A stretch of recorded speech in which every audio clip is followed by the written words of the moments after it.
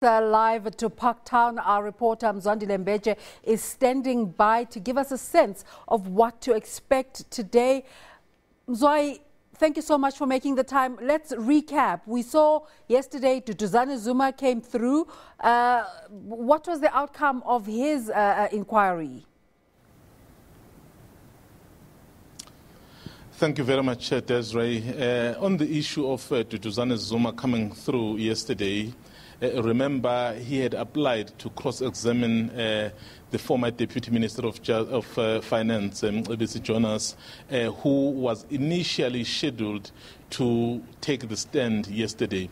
But the day before yesterday, his legal team applied to the chairperson to say he can't make it because he's abroad on the investment trips. Remember, he's the envoy of President Ramaphosa on investment. So, but what happened with the team, the Duduzane team, was that they had already planned to come here.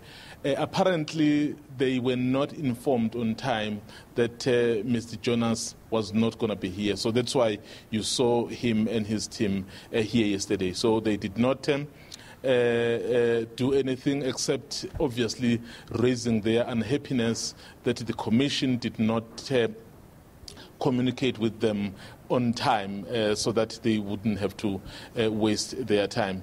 I can just add that Mr. Jonas is expected here on the 26th of November. That's when that issue involving Duduzane and them will reappear.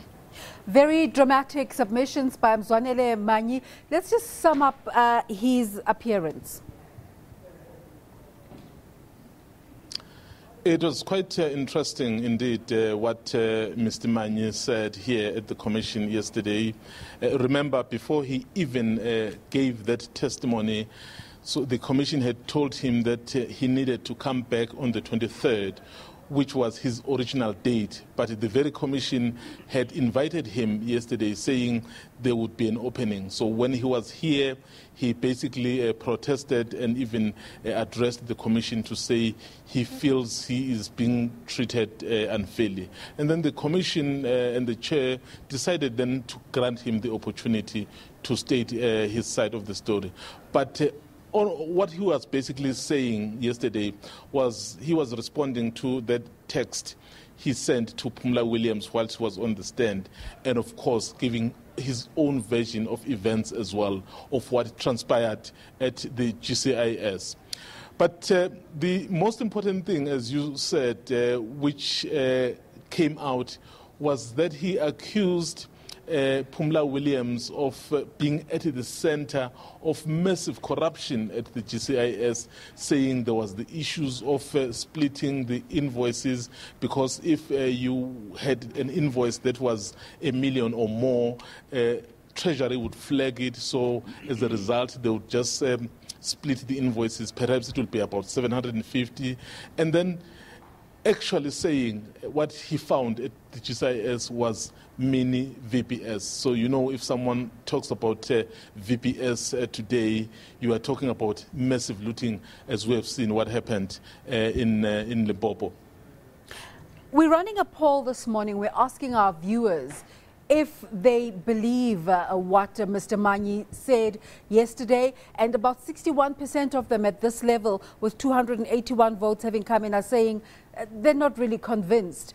Give us a sense of what happened in the room as he was giving the testimony, especially people who've already got background information and people who can go back and backtrack and look at other events leading up to yesterday.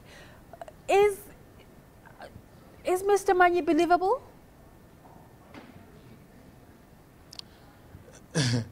It's, you know, the evidence of Mr. Manyi, I think if there's one thing perhaps that he did, maybe better than other people who have come here, is that he came with what you would say concrete evidence. Obviously, that evidence will still be interrogated, but he came with these receipts, with the documents to prove the points really he was saying.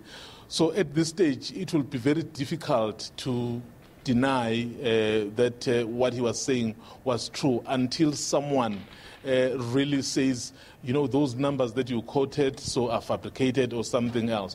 But I mean, he also went as far as quoting National Treasury.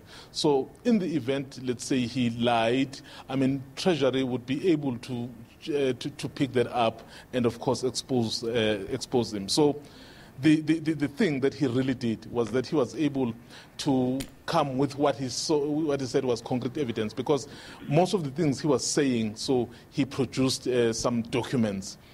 So it will be up to those who are really opposed to him or who don't believe him to refute the things that he said, but not just refute it in word, also demonstrate that perhaps whatever he was presenting was fabricated or something. But I mean, as I stand here now, as a journalist reporting, I'll just report what was said here, and until that is refuted, so I would still say perhaps what he presented here was the correct statement.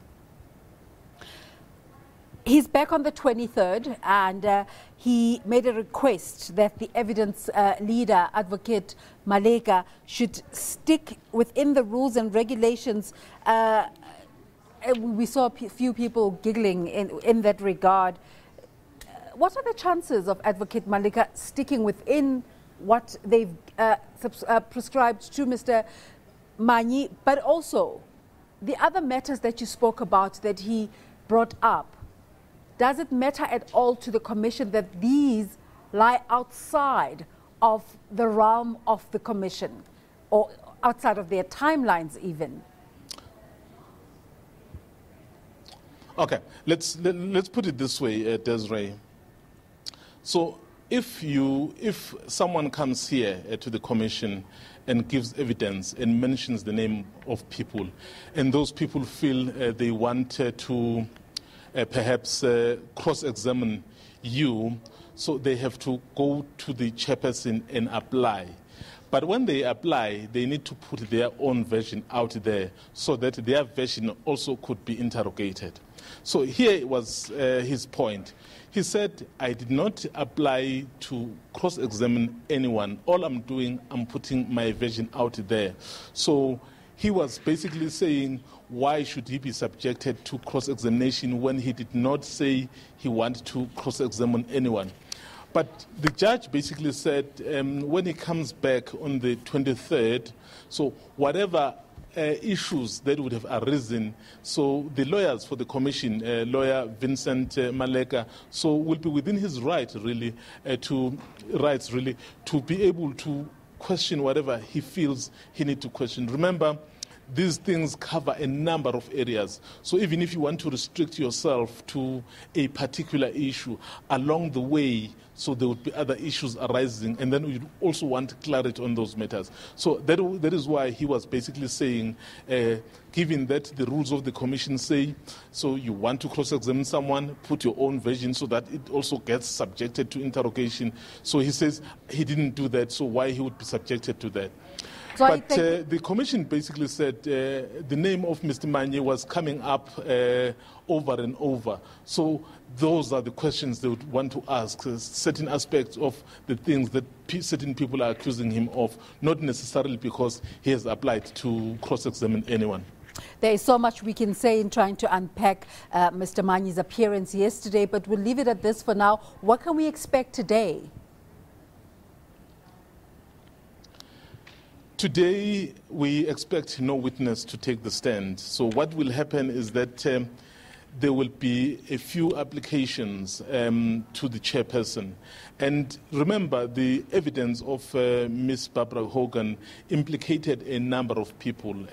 She spoke about people like the Minister of Energy, Jeff Hadebe, the former SG of the ANC, Gwede Mantashe, Jesse Duarte, and a number of other people, so that she implicated in her evidence. So we assume that perhaps some of those people may want to test the evidence of Ms. Hogan. So when the commission resumes this morning, so we will then get to hear who are the people really who've put in applications to deal with this matter. Mzwai, thank you so much for your time, and we will go to those proceedings as soon as they begin. Mzwandile Mbeje is at the Judicial Commission of Inquiry to inquire into allegations of state capture, corruption and fraud in the public sector, including organs of state.